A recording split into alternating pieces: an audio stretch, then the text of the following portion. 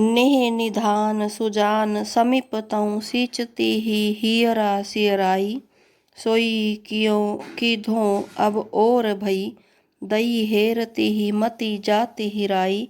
है विपरीत महाघन आनंद अंबर ते धर को झराई। जारत अंग अनंग की आँचनी जो नह नहीं सुनई अगिलाई। इन पंक्तियों में घनानंद जी ने अपनी प्रेयसी सुजान को संबोधित करते हुए अपनी विरह व्यथा का वर्णन किया है। कवि कहता है कि प्रेम नेह, नेह मीन्स प्रेम, निधान सागर, सुजान प्रेयसी का नाम, यानी प्रेम का सागर सुजान समीप तऊ, जब उनके समीप थी, सींचती ही हियरा सियराई, तो वह उन्हें प्रेम से सींचती थी, जिसके कारण उनके हृदय को शीतलता प्रदान होती थी। परंतु अब वह कुछ और हो गई है। देई हेरती ही मति जाति हिराई। अब उसके ध्यान करने से भी मेरी बुद्धि हर ली जाती है और शरीर में पीड़ा होती है। कहने का भाव यह है कि सुजान के उससे दूर हो जाने के कारण उसकी पहले वाली स्थिति में बहुत ज़्यादा अंतर आ गया है। अब वियोग की घड़ी में जब भी वह सुजान की ओर देखता है तो उसकी बुद्धि पथरा जाती है। कवि कहता है, नायिका सुजान जो घन आनंद बादलों के समान थी, आनंद के बादलों के समान थी, अत्यधिक आनंद प्रदान करने वाली थी, अब उसने विपरीत रूप धारण कर लिया है। अब वह उसके लिए आकाश से धरती पर जल की वर्षा नहीं करती, प्रेम की वर्षा नहीं करती, अपितु अग्नि की वर्षा करती है। काम भाव रूपी अग्नि उसके शरीर के अंगों को जलाती है। सुजान के प्रेम ने चांदनी की शीतलता वाला रूप त्याग करके एक नया ही प्रकार का रूप धारण कर लिया है, जो कवि के हृदय को शीतलता की जगह अग्नि प्रदान कर रहा है, जला रहा है। विरह की अग्नि का कवि ने यहाँ पर वर्णन किया है। भाषा सहज है, सरल है और भाव के अनुकूल है। ब्रज भाषा है, माधुर्य गुण है, श्रृंगार रस है। नैनन में लागई जाए जागई सु करेजे बीच। या बस है जीव धीर होत लोट पोट हैं। रोम रोम पुरी पीर व्याकुल शरीर महा। घूमई मति गति आसई प्यास के न टोट हैं।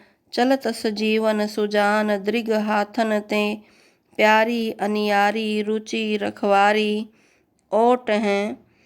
जब जब आवई तब तब अति मन भाव। आहा कहा विषम कटाक्ष सर चोट है। इन पंक्तियों में अपनी प्रेयसी सुजान को संबोधित करते हुए घनानंद जी कहते हैं कि नायिका सुजान के कटाक्षों रूपी बाणों की चोट विषम है। व्याख्या नीचे की पंक्ति से आरंभ होगी। विषम कटाक्ष सर चोट है।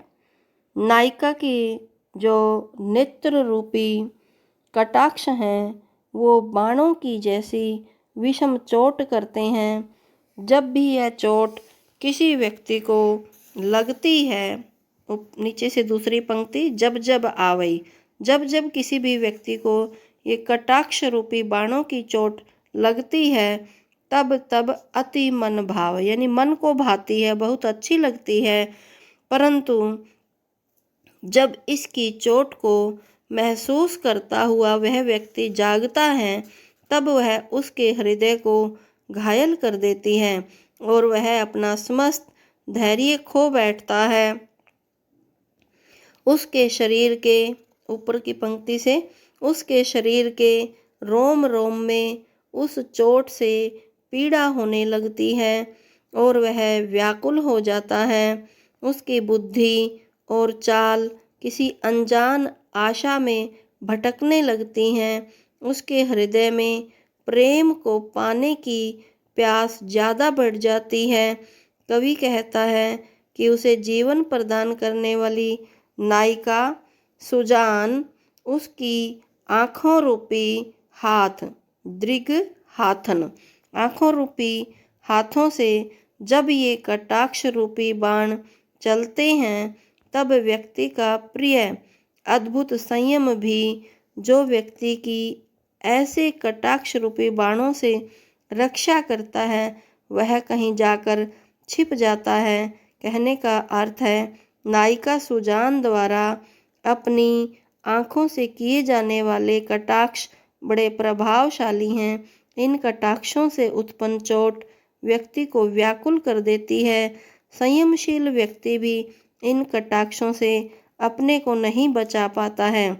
कवि ने नायिका सुजान के कटाक्षों का प्रभावशाली चित्रण किया है। यहाँ पर माधुर्य गुण है, श्रृंगार रस है, वर्णनात्मक शैली है, दृश्य बिंब है और कवित छंद का प्रयोग हुआ है।